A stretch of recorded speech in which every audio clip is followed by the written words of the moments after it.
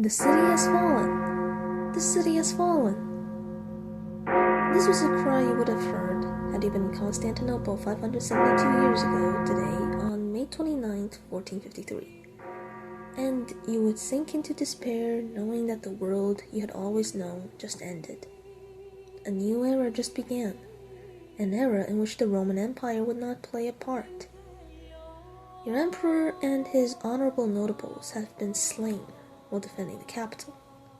Your city walls have been breached, your quarters have been plundered, your family has gone missing in the chaos, and your world has been shaken. How did this come to be, and what would be next for you? These thoughts crossed the minds of countless Romans who survived the siege of Constantinople. And I bet you are wondering about them too. Would you not like to understand the experience from an eyewitness perspective? To step into the shoes of a Roman who had been through all of this and shaped these events too? This is the life story of the historian I will present today in East Roman historiography. His name was Georgios Sphrantzes, and he deserved so much better.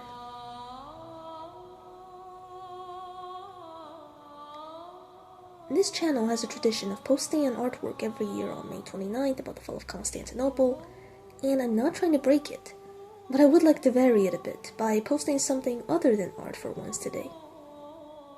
All those that I have drawn are about the big figures, those who actually fought for the city in its final moments, the legends, the heroes, what everyone knows about and glorifies. And I have been asked last year, why do I always draw the people with a sword, when I always advocate that the pen is mightier than the sword? Well then, to prove this individual wrong, I will talk about a wielder of the pen now. As his best friend, Emperor Konstantinos the 11th Palaiologos brandished a blade to defend all that remained of Roman territory, Sphrantzes faithfully followed him to every corner of the Roman world and noted down everything with his plume. It is their duo that made the last days of the empire so interesting, even in the Depression, and we have devoted more than enough attention to Konstantinos here. It's time to show Sphrantzes some love. We will introduce his life, his times, his work, and his legacy here, as an homage to the truly last historian of the Byzantine historiographical tradition, who lived through every horror of the 15th century, including the fall of Constantinople that he was surprisingly laconic about. Sphrantzes wrote one work in his life, his historical chronicle, or as the title goes, the Chronicon. More specifically, the Chronicon Minus, or the Short Chronicle, because as you will see later when I discuss his legacy, there is also a Chronicon Maius, a long chronicle written by an identity thief. But this first point is something important about Sphrantzes. His one work was incredibly short by Byzantine standards, and in this one work he exposed everything from his birth to almost his death, which also coincided perfectly with the whole of the 15th century Roman history. So, for me, to explain Sphrantzes' life almost equates to discuss his times as well. So the first part of this video will be easier to get through than you think. And with the 15th century so fresh on all our minds since that was the last historical topic I presented, let's go. The Chronicle's recording starts with Sphrantzes' birth in 1401, conveniently at the beginning of the century. By then, Constantinople was still under siege by Sultan Bayezid. Emperor Manuel II Palaiologos was still in the west, searching for help to relieve his empire, which literally could have died then and there. Sphrantzes was born at a critical junction in Roman history, and shortly after his birth, the Battle of Ankara 1402 saved Constantinople for another 50 years. The period of history that Timur and Manuel salvaged for Rome, Sphrantzes lived wholly through. What do we know about the historian as a person? He was a minor noble whose roots were in Mycenae and Limnos, but his true family was to play a minor role in his life, since he was orphaned due to a bubonic plague when he was 16. And the family that accompanied him through the rest of his life would be the Palaiologi. The imperial dynasty took him in, and the grateful Sphrantzes would pay back his benefactors with unparalleled loyalty to them. The old Manuel II, being a brilliant man with an eye for talent, originally appointed Sphrantzes' father as tutor for his youngest son, Prince Thomas Palaiologos, before the plague, and I suppose he took pity on poor Sphrantzes. So, in an unprecedented act of kindness, Manuel made the 16-year-old kid with hardly any relations to the Palaiologi, nor even too much social standing in the empire, a personal attendant of his. Young Sphrantzes vaguely remembered the events of Manuel's last years, and he records briefly the Ottoman interregnum, Manuel's expeditions in Greece, the births of the last Palaiologan princess. The first of which he noted down was that of his lifelong friend, Konstantinos, the last emperor. It was in Manuel's service that Sphrantzes befriended the future Vasilevs, and established the most wholesome amity in that dark age. Of course, Konstantinos wasn't Sphrantzes' only friend, and he enjoyed warm relationship with other Palaiologi as well, like with his employer, Manuel, who was really sweet in his twilight years and just gave to Sphrantzes a really beautifully crafted chest, a family heirloom he had saved for his son, but gave to faithful Sphrantzes instead. Sphrantzes would treasure this gift, among many others, from the imperial family, for his whole life. Besides working in the palace, Sphrantzes also began developing his diplomatic talents and joined Roman embassies to the Turks to end the Second Ottoman siege of Constantinople, where he met other important officials of the late empire, like Lucas Notaras. With the heir apparent, Emperor Ioannis VIII, Sphrantzes was also close, and after Manuel died and was assigning each of his sons their inheritance, Ioannis and Konstantinos both wanted to get Sphrantzes with them, and after quite some back and forth, Konstantinos was able to let Sphrantzes accompany him when the new emperor, Ioannis, went on the offensive in Peloponnese with his brothers against the Latins. Those years enlarging the despotate of Timorea were not only Konstantinos' first opportunity to distinguish himself on the field, but also Sphrantzes. The duo campaigned together several times in the north of the peninsula, where Konstantinos conquered Glarenza and Patras for the Romans, and Sphrantzes received governorship of these cities as reward for his loyalty and his capabilities. He always looked out for his friend, whether saving Konstantinos' life and becoming a prisoner of war for him, or serving as an ambassador to Murad II and calming the Sultan down, reassuring him that the Roman operations against the Latins will be beneficial for the Turks too. These two conspired to retake Athens as early as 1435, but their plan failed, and later they both returned to Constantinople, when Emperor Ioannis went to Florence for the union. There, Sphrantzes finally got married to Eleni Tsamplako. Despite having to rule the Roman Empire then, Konstantinos was a real one, and showed up as a best man for Sphrantzes' wedding. Plus, he became the godfather of his friend's children, a daughter named Tamar and a son named Ioannis. Sphrantzes loved his family, and he repaid the supportive friend by negotiating for Konstantinos his second marriage, this time with Caterina Gattelusio, a Genoese noblewoman from Lesbos. When Emperor Ioannis returned from Italy, Sphrantzes returned to the Morea with Konstantinos once all the drama stirred up by the fifth Palaiologos brother, Prince Demetrius, was settled. For the rest of the 1440s, Konstantinos resumed his role as the despot of the Morea, with trusty Sphrantzes by his side, who ran numerous diplomatic missions to Latins and Turkish entities, while the despot served his realm with extensive military conquests. Those ended up offending Murad II, so they were all lost eventually, while Sphrantzes suffered a few personal tragedies too, as he had 3 sons who died in childhood. But none of this deterred him from being Konstantinos' biggest supporter. When Emperor Ioannis died, the troublesome brother, Demetrius, wanted to take the throne, but Sphrantzes, Notaras, and the Empress Dowager Elena Dragash secured Konstantinos' accession. Sphrantzes convinced Murad II to accept him. Now that his best friend was the last emperor of the Romans, Sphrantzes was involved more than ever in international politics. He was entrusted with the important task of finding Konstantinos a third wife, since none of his consorts survived and the Vasilovs needed to ensure his dynasty's survival. Being very experienced in diplomacy by now, Sphrantzes set out for the east, to Georgia and Trebizond, to look for a new empress.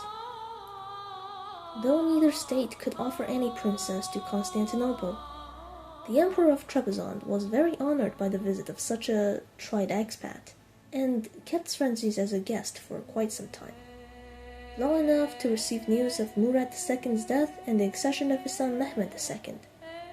Some of their conversations were recorded in Sphrantzes' Chronicon, and I think that as long as they weren't later edited with the benefit of hindsight, they really show the ambassador's good grasp of Roman politics. Sphrantzes maintained that Mehmed II would be a terrible enemy of the Romans due to his youthful ambitions, while the Trapezuntine thought a young sultan would be easy to deal with, which was a naive logic. In any case, he was gone for a very long time, and by the time Sphrantzes returned with a solution for Konstantinos, Mehmed was already preparing to besiege Constantinople.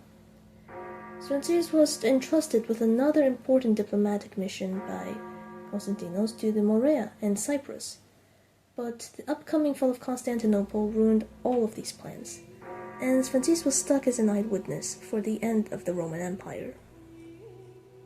During the last siege, Konstantinos gave Sphrantzes the crucial task of calculating how many defenders and supplies the city had, and the exact figures were only known by them two. When Constantinople fell, Sphrantzes was not by his emperor's side, but inspecting another part of the city. He was enslaved and separated from his family. Once he was ransomed, he went to rescue his wife, who was also enslaved, at Adrianople. But their remaining children, Tamar and Ioannis, were bought by Mehmed himself, who later executed Ioannis and forced Tamar into his harem, where the poor girl died. Sphrantzes lost everything when Constantinople fell, and his last years were spent serving the surviving Roman causes, like that of Thomas Palaiologos in the Morea, until the despotate fell too. Sphrantzes and his wife fled with Thomas to Corfu initially, but parted ways with the despot's family and settled on the island. As a Roman, Sphrantzes was one of the fortunate ones to actually visit the city of Old Rome in 1466, although he would have appreciated it was under happier circumstances. He saw the ruins of his just snuffed-out civilization in Italy, and met the prominent classicist Bessarion of Trebizond in Rome. In the end, Sphrantzes returned to Corfu, where he spent his final days as a monk. He reflected on his life, prayed for forgiveness for his sins, and wrote the Chronicon for other Roman refugees before he died in possibly 1478. And that was his eventful but tormented life, recounted along with the history he wrote. You might expect someone who went through as much as Sphrantzes, who had been traumatized this much, to be very wordy, to cry out every few lines, to bewail, to moan, to describe with elaborate details how much he lost, to use rhetorical flourishes and compose a lament like that of Nikitas Poniatis, another man who lived through a fall of the Queen of Cities. But not really. As I've said above, the Chronicon Minus was very short, simple, and reads more like a record than a piece of literature, as is the case with much of other Byzantine historiography. But don't mistake me as saying Sphrantzes wrote some sort of shiplog, a manifest of, this happened on X o'clock, day X, month X, year X. No. A more fitting analogy for the Chronicon would be a memoir, which was kind of exactly what it was, as Sphrantzes wrote it at the end of his life, at the request of some prominent diaspora Romans who knew how much the author went through and wanted to hear the story of their empire's fall from his point of view. So, some events are glossed over, while others, which have left a lasting impression on the historian, would get more ink spilled on them. It doesn't treat every subject equally. Some get one line, some get whole exchanges recorded in full. Sphrantzes decides what is important to his narrative. The history is personal. That's the first truly unique characteristic about the Chronicon, besides its brevity. Sphrantzes was a rare individual who actually participated to an enormous degree the history that he narrates, unlike many other Roman historians who looked to the more distant past and worked with existing sources and oral material. They sometimes will insert themselves into their works, especially those writers with a bigger ego like Makarios, but even he did not begin and end the historical record with his own birth and death, because the period he is covering begins before his own birth, and he did not partake in the shaping of his contemporary world as much as he would have wanted. Earlier historians, using classical histories like that of Thucydides as their example, followed a highly detached model and minimized their own involvement even more. After Psellos, we see some more historians who present themselves into the history, like Anna Komnene, the princess who we examined in detail in the first episode of this East Roman historiography series. She kept shoehorning in some personal drama of hers and crying about some loved one she lost every once in a while. And being a prominent player in the politics of her time, you can see Anna's own biases and preferences seep into the account of her own family's reign. Anna's successors, like Nikitas Choniates, Georgios Akropolitis, Georgios Pachimeris, were quite significant courtiers of their time, so it's natural to talk about themselves once in a bit. But no one, and I say literally no other historian, has written a story with such autobiographical character like Sphrantzes.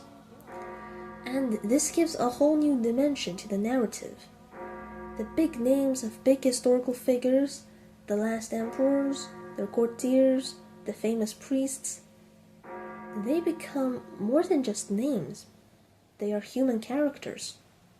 I've already mentioned a few anecdotes considering the Palaiologos imperial family in relation to their friend Sphrantzes, like Manuel II showering him with precious gifts, or Konstantinos being his best man and children's godfather.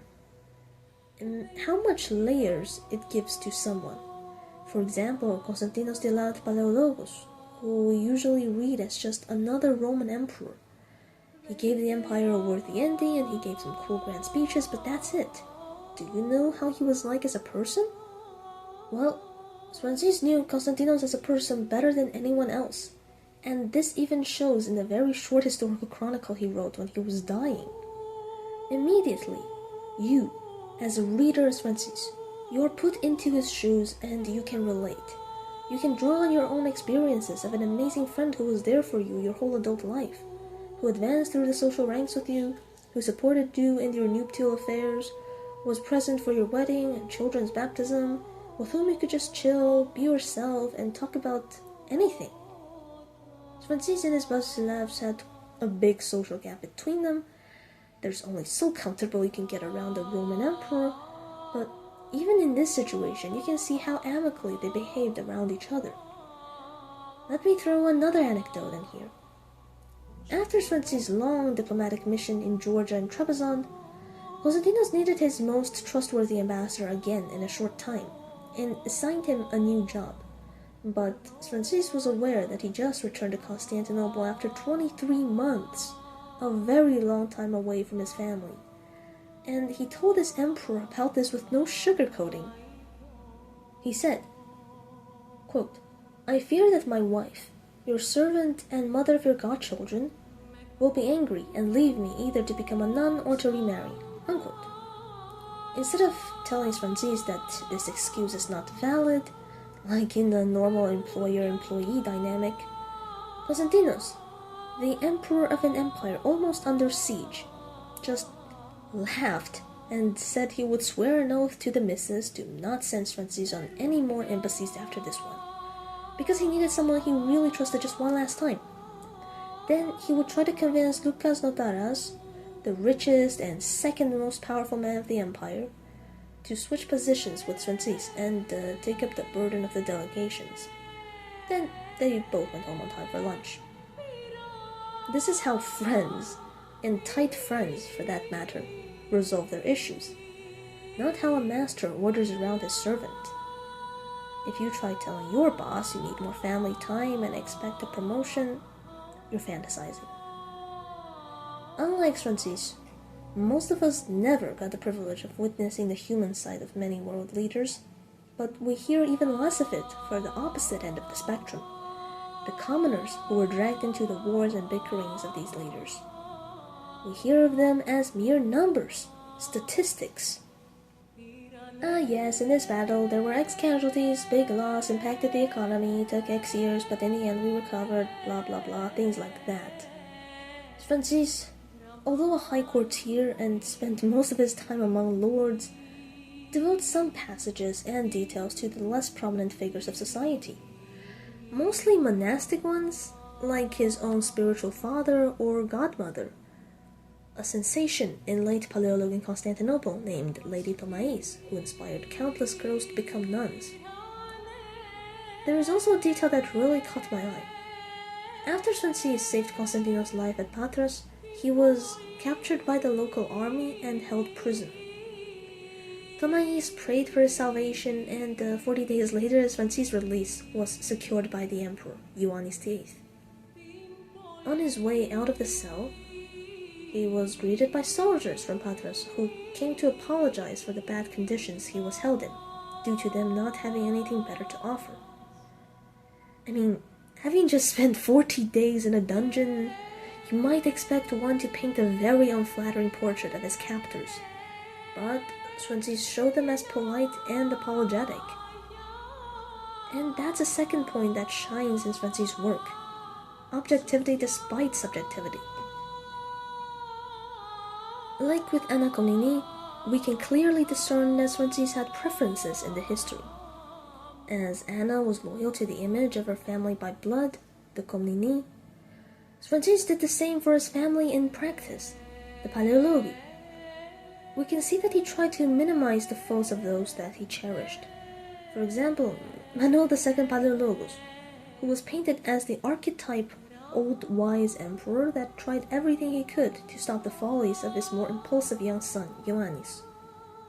While this might line up with what we already know of Manuel's character, it will be good to be a little suspicious if someone is described too perfectly. And that's rich coming from me. Most of you know how much I adore this emperor and his policies. As for Konstantinos, his literal best friend who was martyred for the Queen of Cities, Sphrantzes was more generous with his praises, and doesn't comment on how sometimes his actions were a bit reckless, especially those in his early days as a despot of the Morea. The assault on Patras, the later conquests of Athens and central Greece, all of this caused the wrath of the Turks, and Sphrantzes had to visit the Sultan with gifts and sweet words to appease the Ottomans and save the despot's ass. And it's not because Sphrantzes just doesn't critique anyone at all.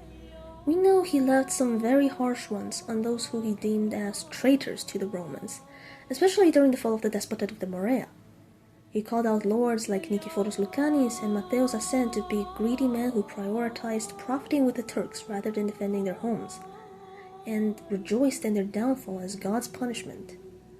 But then, that's literally it. Sphrantzes bitterly reproached a few very particular individuals who probably deserved it, looked past a few less ideal points about his heroes, and treated every other actor in the history with the objectivity that we value for historians. Which is weird to say given how we've established it's a memoir-esque work. If you need proof of his objectivity, see how he described Mehmed II.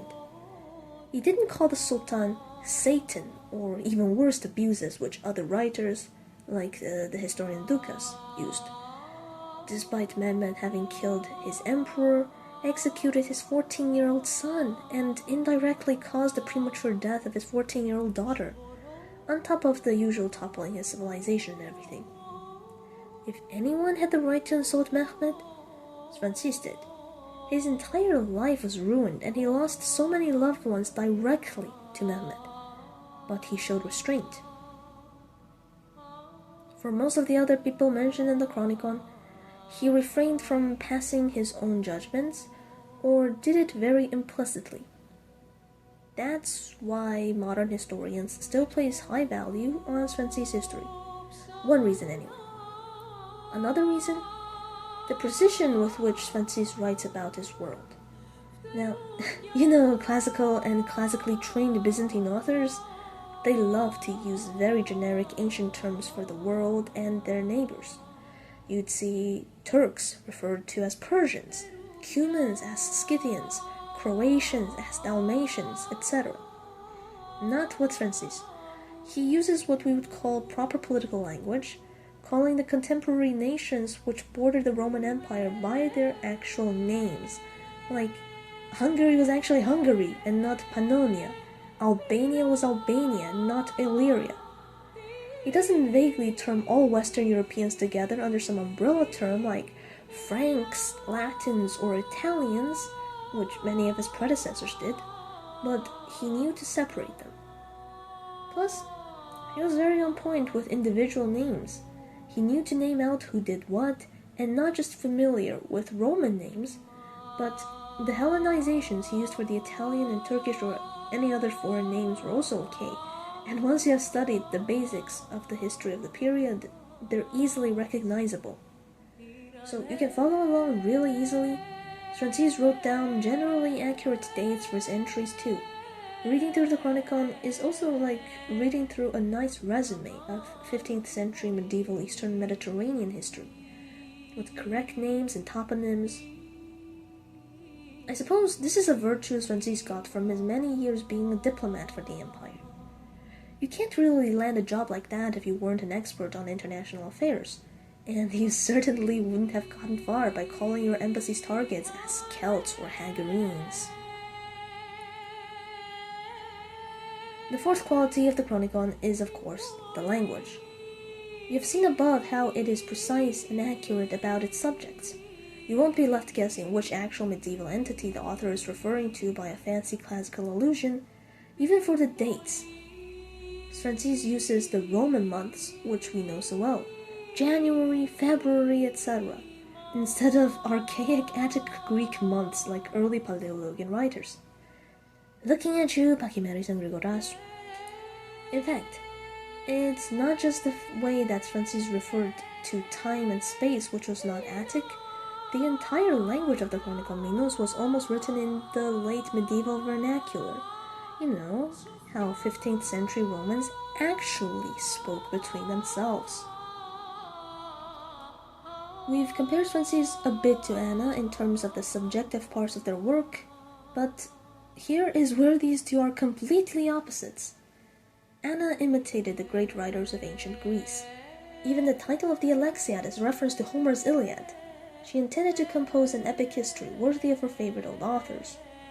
All throughout the work, she snuck in witty references to philosophers like Aristotle, playwrights like Sophocles, historians like Thucydides, and of course, like a proper Christian Roman, she fed in as many Bible quotes as she could. Sphrantzes literally just put in some short sentences from the Bible as the only references in his work. No callbacks to ancient myth or poetry, no rhetorical flourishes copying the Athenian orators, no suspense, and no build-up. This doesn't mean that Sphrantzes was uneducated, mind you.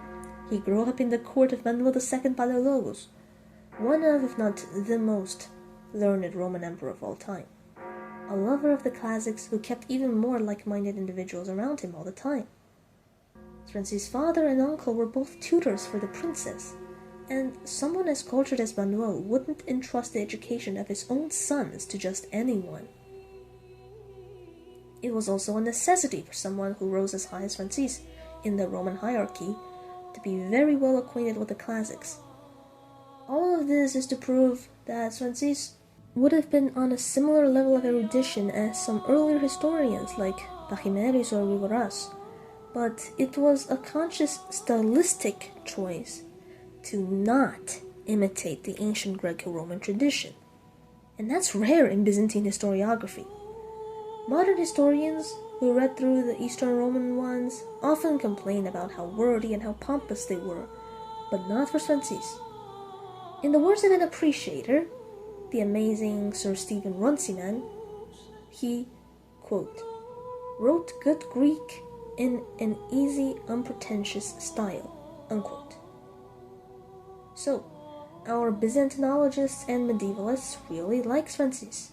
He doesn't spend dozens of pages writing about his own credentials or the importance of preserving history, nor does he praise God and the Emperor in a myriad passages before actually getting to the history.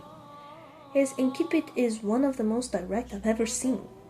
He presents himself, his secular and monastic identity, his birth, and the purpose of writing, then gets right to business. Very straightforward stuff.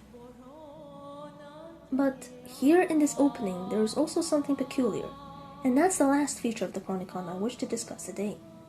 The depression which colors his whole work. Notice how he uses the adjectives pitiful and wretched for himself, frequent words which occur more times later in the main body. And even worse, he says, "It would have been fine for me not to have been born or have perished in childhood." Literally, no other historian in the East Roman historiographical tradition opened up their magnum opus with, "I wish I never existed." In modern psychology, we might even go as far as diagnose Sphrantzes with suicidal ideation, but we won't go that far for now. Sphrantzes talks about himself as a sinner who has committed every sin. He blames himself a lot, which, to be fair, a lot of other Byzantine historians also talk about how the Romans were being punished for their own sins as an explanation of the calamities which befell the empire. But Sphrantzes is the one who puts the most emphasis on his own sins, rather than those of the Roman people as a whole. Sphrantzes was a man who had gone through even more than Nikitas Choniates, a witness to the first fall of Constantinople. You can see then how his depression hits even harder than that of Choniates. Whereas Nikitas moans throughout his whole work, blames everyone excessively, cries out to God, writes pages and pages about the destruction of the beauties of the Queen of Cities, Sphrantzes didn't even want to relive and think about those. He passed through the fall of Constantinople and the death of his beloved emperor like a breeze, and states events as facts, not manifestations of divine wrath. He tries to suppress his emotions while recounting all these things, and now in his old age, finds acceptance in what has happened. His brain, unlike Choniates, had already processed that the Roman Empire fell and there was no going back, so why brood on it? The author's mental state may in fact be the explanation for a lot more of the oddities we already explained about the Chronicon. The highly personal touch, the conflicting objectivity, the precise and simple writing. Being an old man near death when he was asked to relate this history, an old man who had been through everything, of course Sphrantzes reminisced about the history he lived through from a mostly individual perspective, and that's just how all old people talk about their era. Ask your own grandparents and observe how they do it if you do not believe me.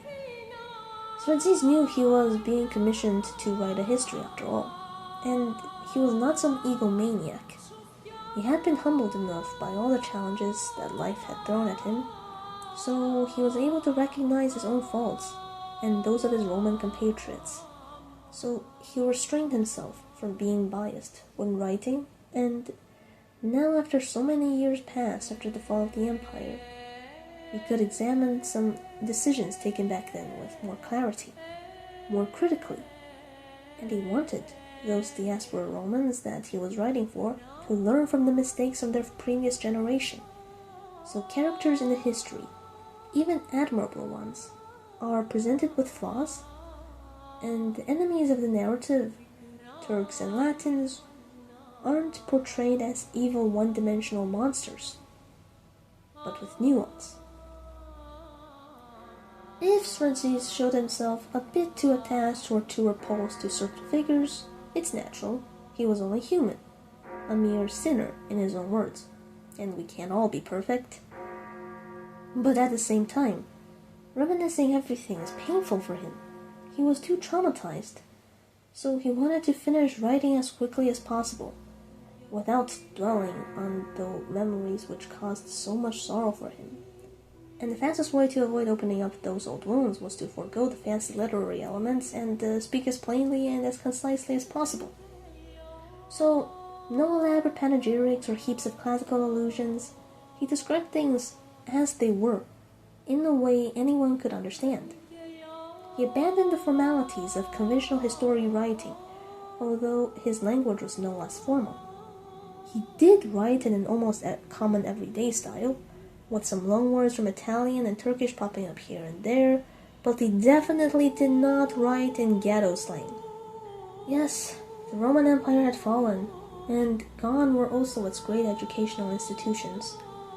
From now, only very few elites were going to be able to read and write in such high registers as Attic Greek, so it would be useless for Sphrantzes to write as if he were still in the age of Alexios Komnenos, of Theodoros II Lascaris, or even of Manuel Palaiologos. He was realistic enough to realize and accept that those days of yore were long gone and weren't coming back.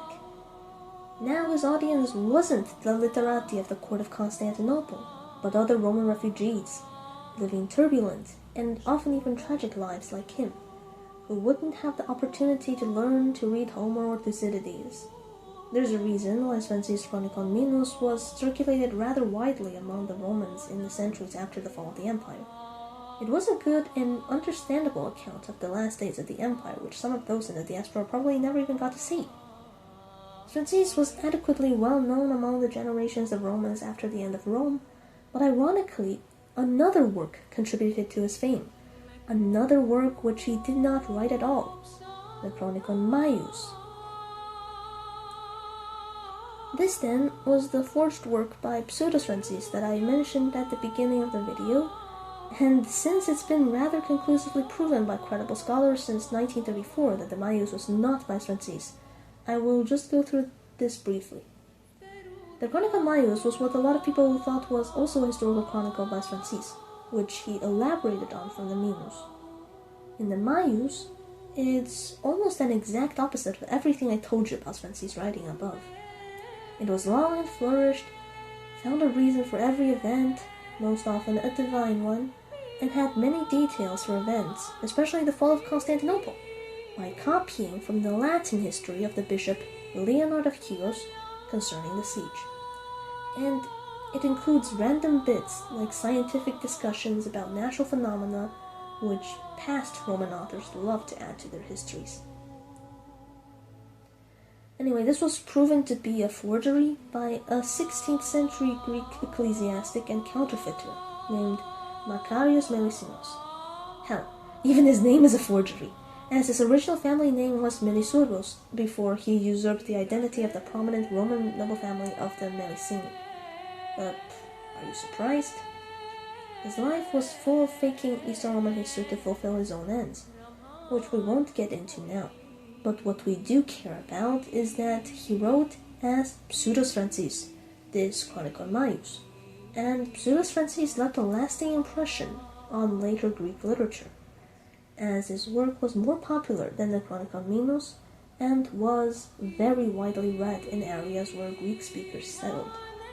It was especially important, as the 16th century was something of a dark age in Greek literary output, and Makarios Chronicon Maius, even if it was a forgery, well, it was decent and an accessible piece of literature, modeled on the Byzantine style, that later early modern Greek writers could learn from.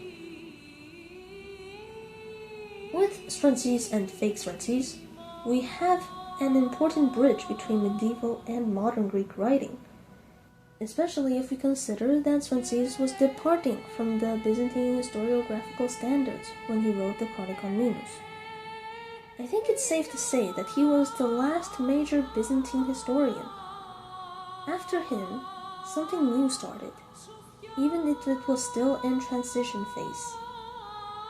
And Sphrantzes deviated enough from our average Eastern Roman historical writing to be considered a fitting end to this grand tradition of historiography, which began a millennium ago. So yes, on the second episode of East Roman historiography, I already presented the last historian. But don't worry, we'll go back to the start and explore others, and I'll even go beyond to discuss post-Byzantine historians, those who, like Makarios, based themselves on the Byzantine ones and also composed really good writings. All in good time.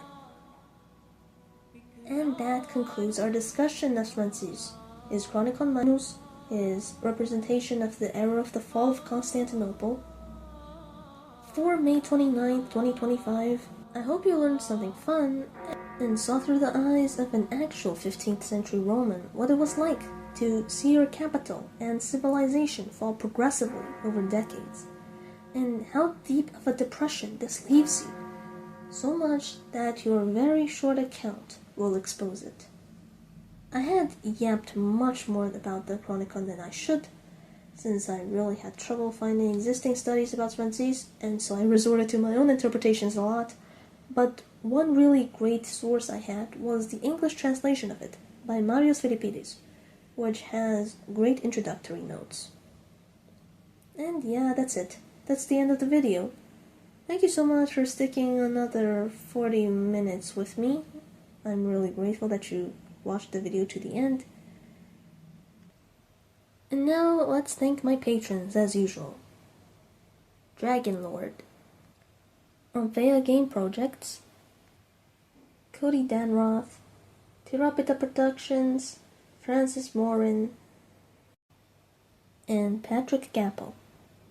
Thank you all for your generous support.